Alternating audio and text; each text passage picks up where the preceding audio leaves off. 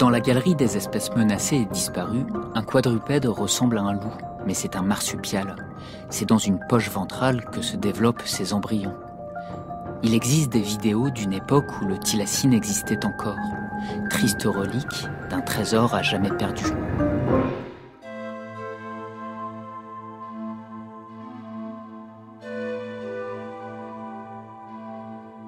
« 7 septembre 1936, au zoo municipal de Hobart, en Tasmanie.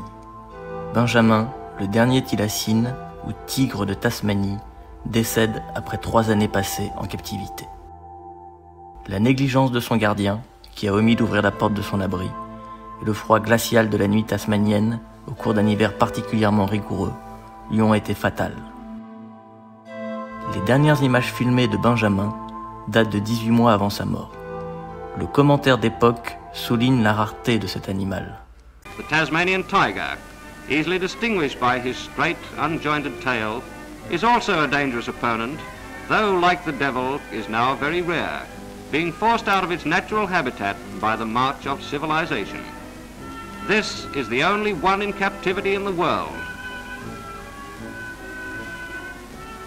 Thylacine, un nom qui désigne un animal à l'allure de loup ou de renard, on ne sait pas trop. Thylacine, il est aussi le loup marsupial ou le tigre marsupial. Alors l'adjectif est important puisque on a affaire à un animal qui est de la grande famille des marsupiaux, même si pour les scientifiques marsupiaux ne signifie qu'une stratégie de reproduction. Mais en tout cas, voici un cousin des kangourous.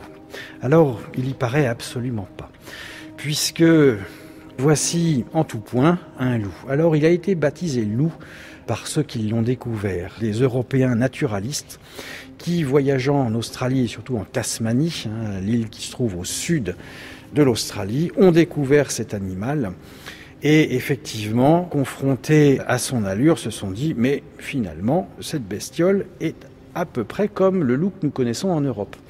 Alors il y a quand même un certain nombre de détails, et plus que des détails qui en diffèrent. D'abord, on est sur un animal qui a un pelage plutôt ras. La queue elle-même est donc peu velue, peu touffue, ce qui correspond bien à un animal qui vit dans des climats plutôt chauds, éventuellement subdésertiques. Ce que traduit également la coloration générale de la robe. On est sur des fauves beiges, des couleurs qui se fondent facilement dans un environnement un peu poussiéreux du bush, c'est-à-dire de la plaine subdésertique buissonnante d'Australie. Quelques rayures sur le dos, et c'est ce qui en font également la caractéristique, des rayures transversales qui barrent le dos, qui sont destinées en fait à casser la silhouette de l'animal, à le dissimuler à la vision de ses proies potentielles. Ce thylacine, c'est évidemment donc un prédateur. Il chasse donc des proies d'autres marsupiaux évidemment et quelques lézards, enfin pour ce qu'on en sait. Porte ses petits dans une poche qui s'ouvre non pas dessus à l'avant mais à l'arrière pour que les petits puissent en fait ne pas recevoir les branches quand ils courent. D'accord, elle est ouverte vers l'arrière. Vers l'arrière comme les wombats d'ailleurs. Ouais. Donc les wombats, le diable de Tasmanie qui est un petit carnivore incroyable noir avec le bout de la queue blanche, plus le tigre de Tasmanie fait partie de cette famille. Il y en a pas un qui ressemble à l'autre. Autrefois présent sur tout le continent, le thylacine aurait disparu d'Australie il y a 2 à 3 000 ans, victime du changement climatique, de la concurrence de l'homme et de celle du dingo, introduit par les navigateurs austronésiens. On estime qu'il restait environ 4000 thylacines en Tasmanie au début de la colonisation européenne. Accusé d'attaque sur les troupeaux de moutons, il est considéré par les colons comme un animal nuisible, ce qui conduit à la création de primes d'abattage dès 1830. Le thylacine est aussi victime de la destruction de son habitat et d'une maladie proche de la gale.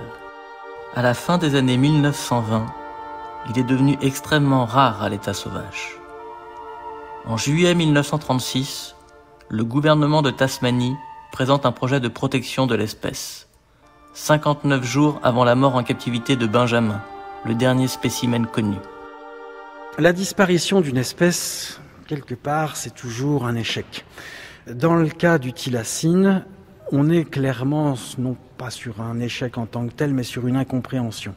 Incompréhension parce qu'effectivement, même si l'animal est un prédateur au sens écologique, c'est-à-dire que c'est un chasseur qui se nourrit d'autres espèces, pour autant, même s'il a préféré de temps en temps s'attaquer à des poulaillers plutôt que de courir après d'autres proies dans son milieu naturel, une méprise parce que effectivement les colons étaient tenus par l'angoisse de réussir leur implantation, leur culture. On est dans un rapport de force entre l'homme et l'animal. Et donc, finalement, le thylacine, c'est aussi le témoin d'un animal qui est gênant, qu'on va décréter nuisible. Eh bien, le thylacine, lui, malheureusement, n'a pas bénéficié de ce temps nécessaire à l'équilibre. Et il a disparu finalement assez rapidement. Les individus qui ont subsisté le plus longtemps, eh bien probablement justement ont-ils pu le faire grâce à leur camouflage, grâce à leur furtivité, grâce à leur agilité dans des milieux qui finalement n'étaient plus parcourus. Donc le thylacine, c'est aussi une époque. Il termine son aventure sur Terre, son parcours sur Terre au milieu du XXe siècle, juste avant cette prise de conscience écologique qu'on va avoir quelques 15-20 ans plus tard. Mais le tigre de Tasmanie a-t-il réellement disparu ? Depuis 1936, des milliers de témoignages ont signalé sa présence en Tasmanie, mais aussi en Australie. Alors le thylacine pourrait-il avoir survécu dans les endroits les plus reculés et sauvages du continent ? Après tout, le potaureau de Gilbert, un petit marsupial, était lui aussi considéré comme éteint. Il n'a pas été vu pendant près d'un siècle, jusqu'à ce que l'on retrouve miraculeusement, en 1994, une petite population d'une quarantaine d'individus en Australie occidentale. Le 23 octobre 1966, une découverte spectaculaire relance l'espoir. Une carcasse de thylacine parfaitement conservée est découverte dans une grotte au sud de l'Australie. Some friends of mine had found a mummy of a thylacine on the floor of a cave, appropriately called Thylacine Hole, on the Nullarbor in the southern part of the continent.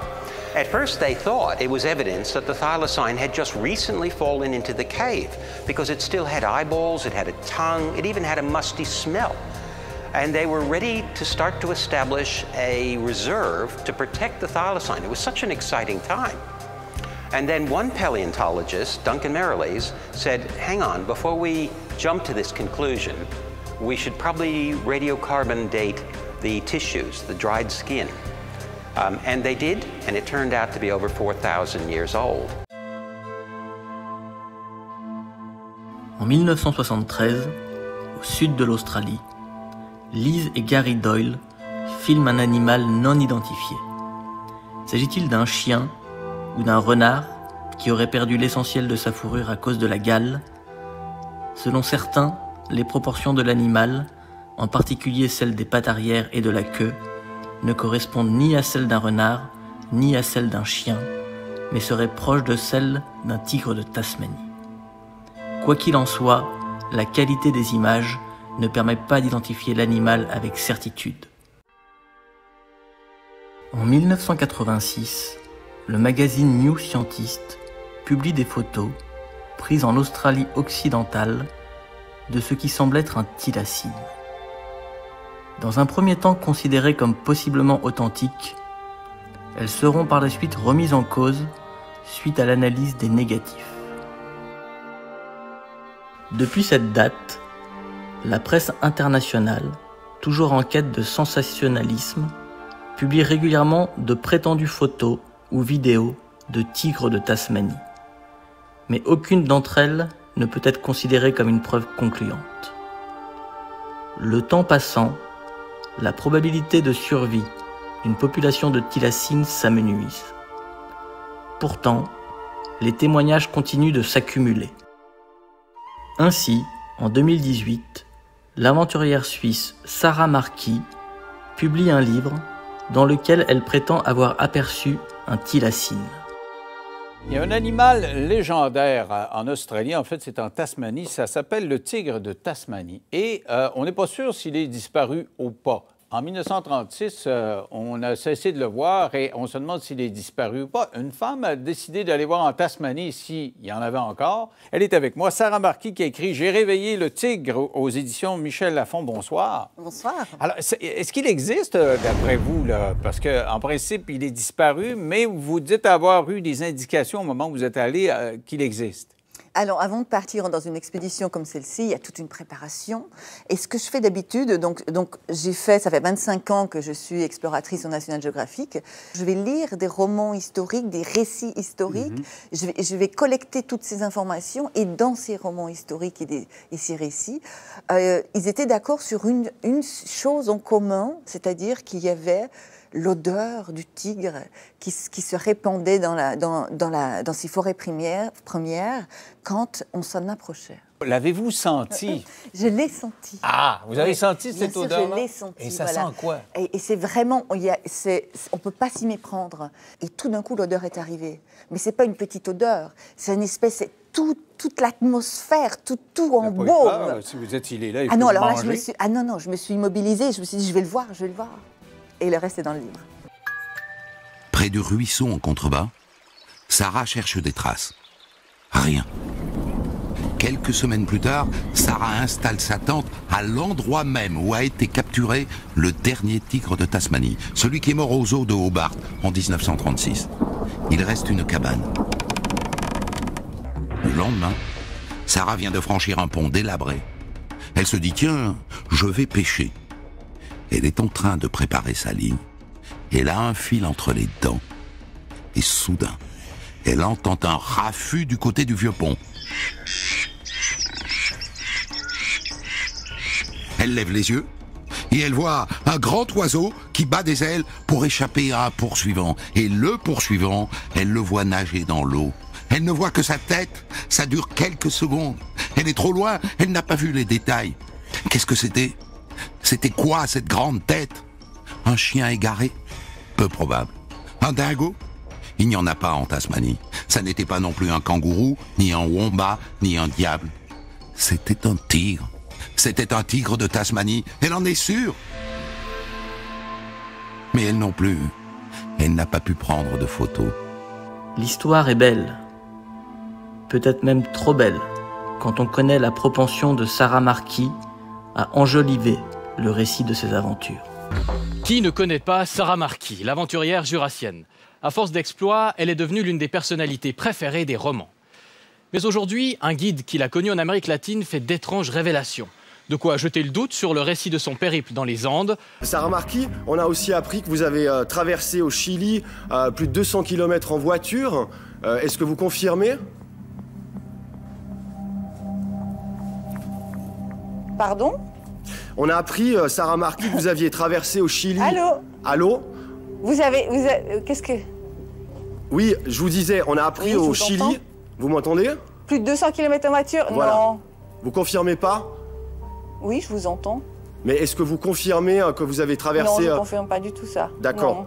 Parce qu'on a une interview d'un guide qui nous dit qu'il vous a amené 200 km en voiture entre La Negra et au pied du volcan Yuyuyaco. Ça fait exactement 185 km en pick-up.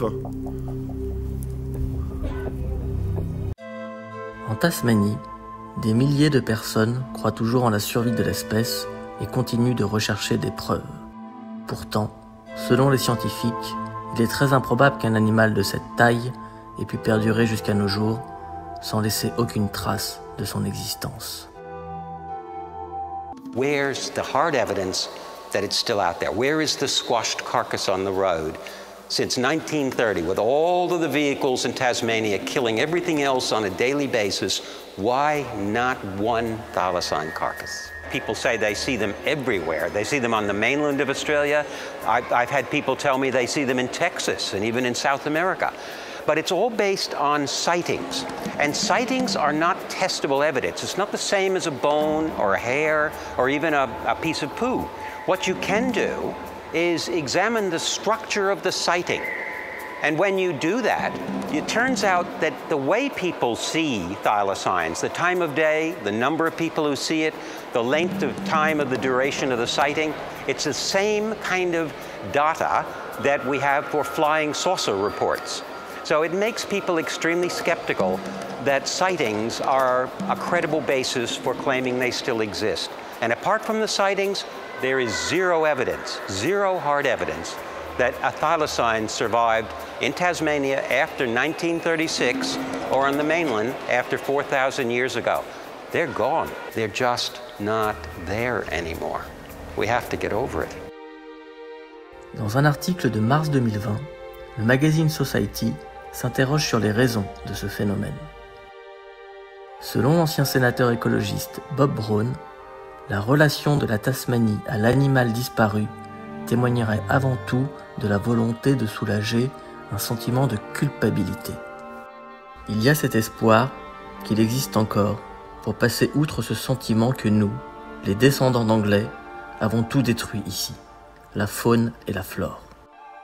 Pour le biologiste Nick Mooney, qui a dirigé des opérations de recherche organisées par le gouvernement, cette histoire de sentiment de culpabilité va plus loin.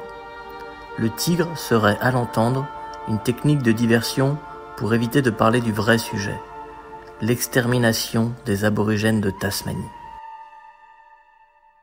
Vous savez qu'en Tasmanie, il n'y a plus de Tasmaniens. La dernière Tasmanienne est morte en 1877. Et on a empaillé son cadavre, qu'on a montré dans un musée entre deux animaux sauvages. C'est un pays grand comme l'Irlande. Et tous les Tasmaniens ont été tués.